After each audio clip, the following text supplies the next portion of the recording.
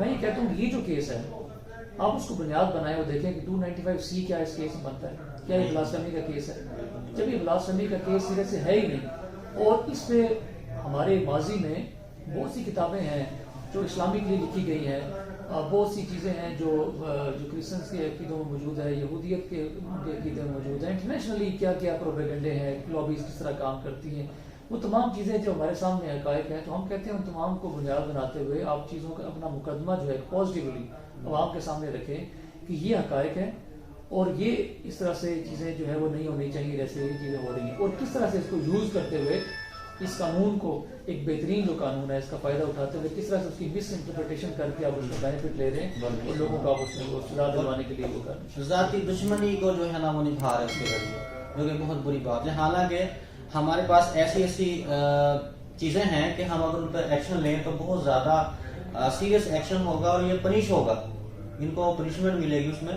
لیکن ہم ایک انتقامی کارروائی میں نہیں، ہمارا جو دین ہے بیسیکلی ہم دیکھیں اس میں میں نے ایک ایگزامپل کے طور پہ لاسٹ ٹائم ایک کسی ویڈیو میں نے بات کی تھی کہ مفتی اعظم پاکستان جو تقی عثمانی صاحب کی میں نے کتاب اظہار الحق کا ذکر کیا تھا کہ بائبل سے قرآن تک، اس میں انہوں نے بہت سے انبیاء کرام کی جو ہے وہ انہوں نے جو گستاخیاں ہیں جو مختلف مذاہب کی طرف سے ہوتی رہی ہیں وہ انہوں نے اس کو ایڈریس کرتے ہوئے لکھا ہے کہ نقل کفر نباشت ہمارا جو مقصد ہے ان چیزوں کو ڈسکس کرنے کا وہ ان کے عقیدے کو بتانا مقصد ہے تاکہ آپ لوگوں کو ان کے بارے میں ڈسکس. تو اب کیا ہم مفتی اعظم پاکستان پہ FIR کروانے کے لیے چل پڑیں؟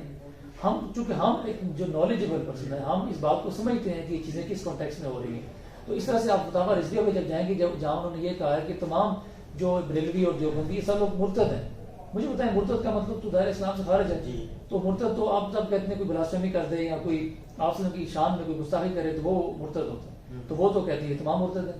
تو فتاوی یہ تمام باتیں ہم کورٹ میں چیزیں آپ کیا سمجھتے ہیں کہ کوئی مسلمان توہین رسالت کر سکتا ہے؟ تو اس میں 2002 ججمنٹ ہے PLJ پیج نمبر 587 آئی تھی.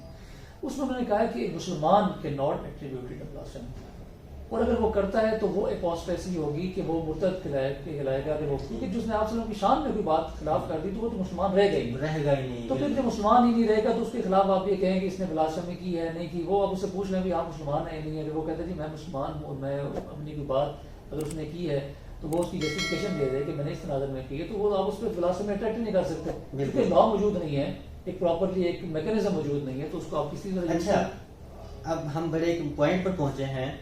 ہمارے بھائی ہیں وکیل ہیں، وہ بھی UK میں لندن میں ہوتے ہیں، اور انہوں نے ہمارا ایسا کنٹینٹ مواد بھی دیا ہے کہ ہم یقین کریں سوچ بھی نہیں سکتے کہ جو ہم یہاں نہیں دیکھتے کہ وہ ہم ایک دوسرے کو گالی نہیں دے رہے، جو وہ باہر کے لوگ جو غیر مسلم ہیں ہمارے نبی صلی اللہ علیہ وسلم کے بارے میں ایسی باتیں کرتے ہیں. یہ جو توہین رسالت کا 295C کا جو قانون ہے بیسیکلی یہ تو تھا غیر مسلموں کے لیے کہ اگر کوئی غیر جو ہمارے نبی صلی اللہ علیہ وسلم کو نہیں مانتے وہ توہین کرے تو ان کو پنش کیا جائے.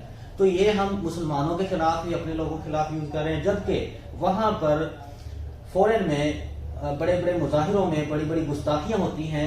ان جو ہمارے یہاں کے مسالک کے جو بڑے بڑے رہنما ہیں ان کے ناک کے نیچے سارا کچھ ہوتا ہے. وہاں پر وہ ان کے خلاف اس طرح کا کوئی فتویٰ جاری نہیں کرتے، کوئی احتجاج نہیں کرتے، بلکہ جو احتجاج کرتے ہیں ان کو بھی وہ منع کرتے ہیں کہ ایسا نہیں کرنا. کیوں؟ کیونکہ یہاں پہ آپ کے خلاف کارروائی ہوگی اگر آپ نے شروع کوئی کارروائی کی. تو دیکھیں کس قدر منافقانہ یہ ایک عمل ہے کہ وہاں اس چیز کو یوز کیا جا رہا ہے جس کے لیے وہ قانون بنا ہی ہے. کوئی مسلمان جو ہے وہ توہین رسالت کا نعوذ باللہ سوچ بھی نہیں سکتا. نہیں بالکل ایسا. ہمارے دلوں میں ایمان ہے، ہمیں اسلام کی جو یہ دولت سے نوازا گیا ہے یہ آپ صلی اللہ علیہ وسلم کی وجہ سے کہ وہ جس وجہ کائنات ہم کہتے ہیں کہ آپ صلی اللہ علیہ وسلم کے خاتم النبیین ہیں. آپ صلی اللہ علیہ ہمارا عقیدہ ہماری عقیدے کی بنیادیں اس بات پر ہیں، اور ہماری جو محبت ہے وہ آپ صلی اللہ علیہ وسلم سے اور ہماری جو عقیدت ہے آپ صلی اللہ علیہ وسلم سے، اس پہ کیسے کوئی انسان کسی کے خلاف کوئی ایسا ایلیگیشن لگا سکتا ہے کہ یہ تو رسالت کو منع کر سکتا ہے. تو یہ ضرور ہو سکتا ہے کہ کسی کے سوچنے سمجھنے کی صلاحیت مختلف ہو سکتی ہے.